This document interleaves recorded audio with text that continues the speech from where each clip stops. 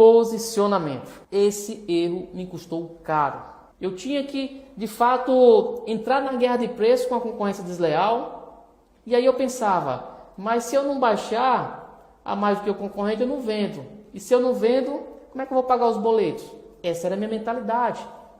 E aí eu comecei a entender, e o que me despertou isso foi a primeira consultoria que eu vendi de correção do fator de potência. Quando eu vendi essa consultoria, entreguei o resultado para o cliente começou a economizar na fatura de energia. Meses depois, esse cliente precisou implantar uma subestação. Eu estava com dificuldade de vender subestação. Eu ia vender subestação e o que o cliente enxergava em mim era o quê? Era um moleque novo que estava querendo se aventurar nesse mercado de subestação e que meio que estaria utilizando o empreendimento dele como cobaia para poder aprender.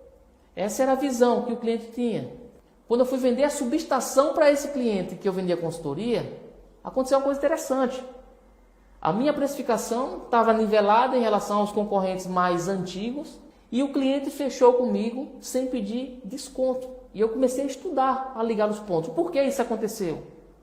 E aí eu vi que a própria consultoria de correção do fator de potência, a comunicação que eu trouxe justamente em relação à questão de aplicar consultoria de gestão de modalidades tarifárias, eu comecei a mapear e vi que eu comecei a ter uma comunicação diferente em relação ao que eu estava fazendo com os outros.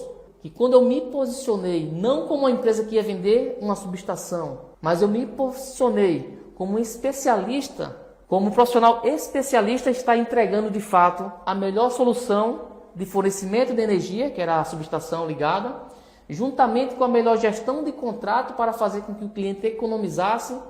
Quando eu comecei a aplicar isso, porque na minha cabeça vem logo o seguinte, foi sorte com esse cliente, vamos ver com outro. E aí eu comecei uma padaria. Na padaria minha precificação ficou 6 mil mais caro do que uma empresa que já tinha mais de 30 anos no mercado. E aí o cliente fechou comigo. E aí eu liguei os pontos, falei, é isso. Eu comecei a me posicionar de forma diferenciada. Comecei a me posicionar como um consultor especialista, que não entrega projeto, que não entrega a subestação, que não entrega a instalação, montagem, manutenção, mas que entrega, de fato, uma solução diferenciada.